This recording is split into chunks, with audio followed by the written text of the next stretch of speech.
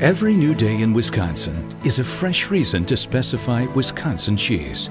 A brand new reason to discover all the ingredients that go into Wisconsin cheese, especially pride. The pride of over 160 years of experience that began when European cheesemakers came to America seeking the ideal place to craft their famous cheeses as well as create unique new cheeses. A place of lush pastures and pure limestone filtered water. A place where the quality of the milk would let them fashion the world's finest cheese. A place they called Wisconsin. We're going to show you how Wisconsin cheeses are made today, from the time milk arrives at a cheese plant until the time you serve or bite into a favorite cheese variety. Because the more you know, the more discerning you can be in selecting cheese, and the more you'll come to value Wisconsin's cheese-making heritage and quality. Every day, the freshest quality milk is delivered to scores of Wisconsin cheese plants. Some plants are of a large capacity, using the latest technology and most advanced methods. Some plants are of small capacity, using more traditional handcrafted means of production. But large or small, all employ a time-honored combination of craftsmanship and skill. Cheesemaking is still a process that involves two of today's most precious resources: intense labor and lots of time, sometimes years. Cheesemaking isn't something you can rush or streamline, and in Wisconsin, we don't try to. No wonder Wisconsin creates more award-winning cheeses than all other states combined, more awards than any other nation. Today, no other state sets higher quality standards than Wisconsin. Wisconsin was the first state to grade cheese for quality and still requires our cheese graders to be licensed through the Department of Agriculture. Cheese graders evaluate in 4 areas: flavor, body and texture, color, and finish or appearance. Wisconsin was also the first to license cheesemakers. No Wisconsin cheese is made without a licensed cheesemaker in the plant. Now, an even higher level of excellence has been established with the Wisconsin Master Cheesemaker Program, a demanding combination of classes and apprenticeship that only licensed cheesemakers with at least 10 years of experience may take. It is the highest, most rigorous degree of cheese education and training in the nation. We asked Joe Widmer, a Wisconsin Master Cheesemaker, why Wisconsin cheese and cheesemakers are special. What drives them? It comes from family. Grandfather always strived for quality was the main thing, no shortcuts. And it also comes from the tradition of Wisconsin. All the way up, our standards have been the highest. We have more licensed cheesemakers than any state. Being from Wisconsin, you just want to put out the best product you can. While the art of cheesemaking has advanced, the basic process has stayed much the same and still primarily depends on the skill of the cheesemaker. Just as the quality of ingredients affects the outcome of recipes, high-quality milk is essential for cheesemaking. Cheese is the concentrated form of milk, and the major components of cheese are milk proteins, primarily casein, milk fat, and water.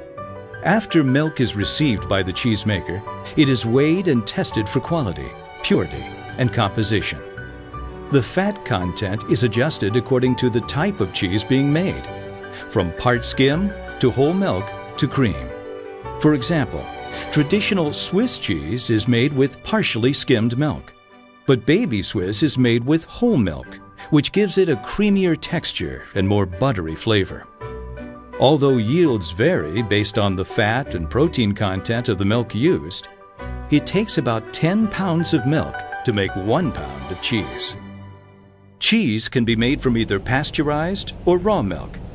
In pasteurized milk, many pathogens are eliminated by heating the milk to over 160 degrees for about 15 seconds. Cheese made from raw milk must be cured for over 60 days to eliminate pathogens.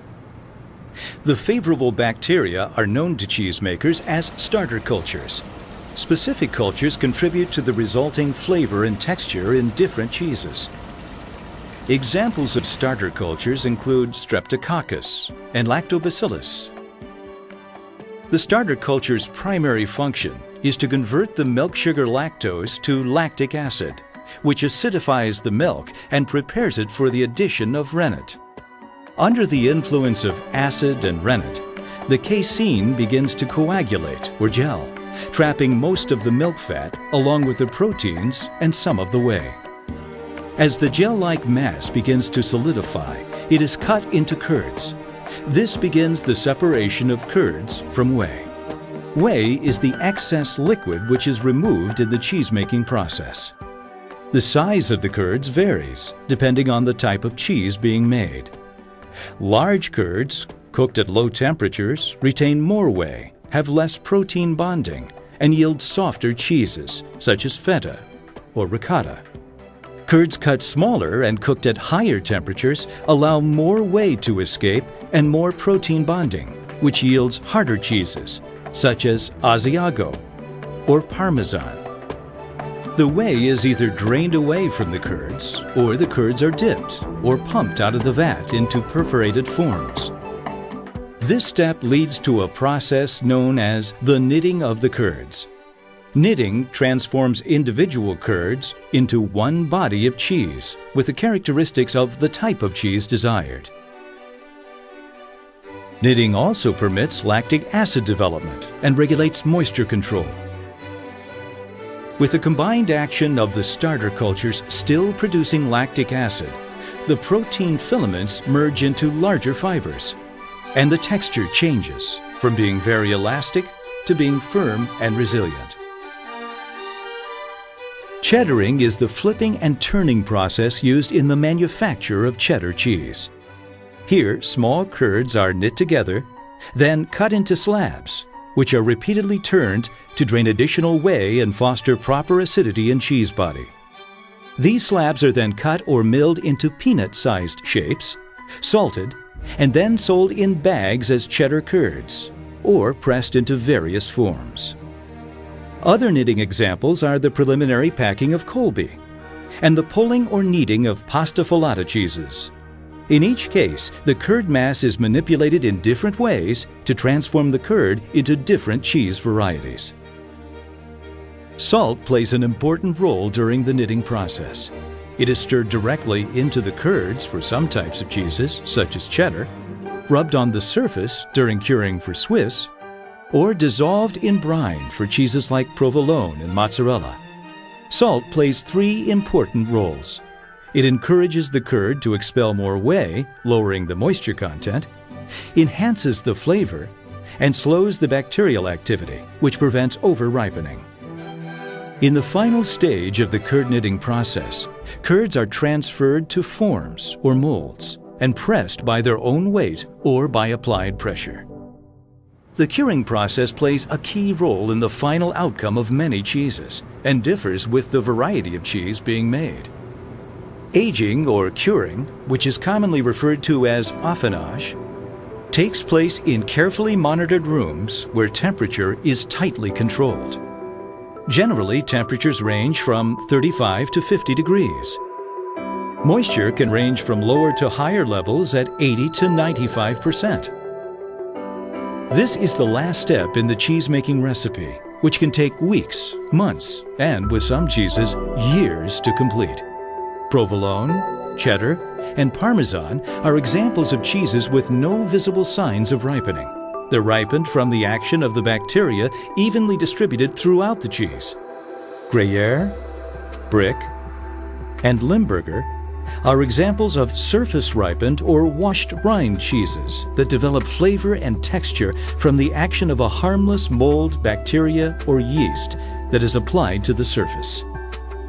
During this process, the proteins and fats continue to be broken down into simpler compounds, which helps the cheese develop its final texture and flavor. The bloomy rind on brie is a result of Penicillium candidum, a white mold applied to the surface. The mold produces enzymes which ripen the cheese from the outside in a matter of weeks. Blue cheeses are mold ripened throughout the interior from the action of mold that develops within characteristic veins and pockets throughout the cheese. There are several ways of categorizing cheese: type of milk, flavor, ripening method, place of origin, or degree of hardness. A category is a family of cheeses that share similar characteristics. Varieties or types represent individual cheeses within the families. Styles refer to their shape and size. The most universal and logical system for classifying cheese is by degree of hardness, and it rests on legal definition. The U.S. Federal Standards of Identity define maximum moisture, minimum milk fat, and in some cases, age.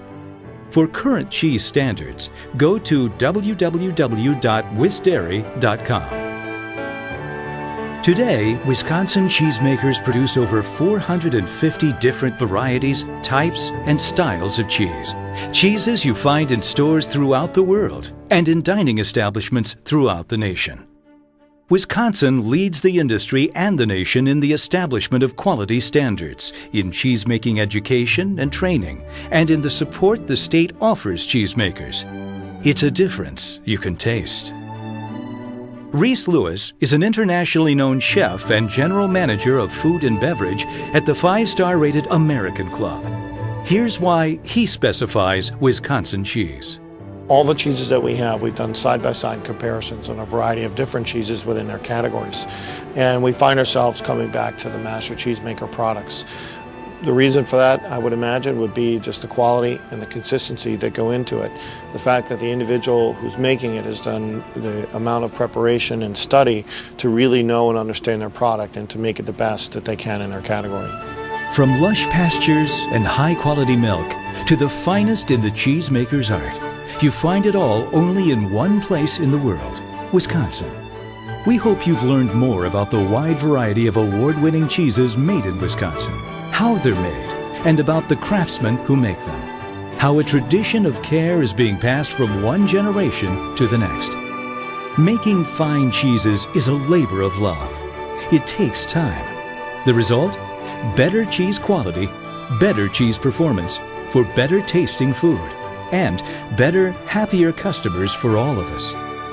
You can sum it all up in one word: Wisconsin.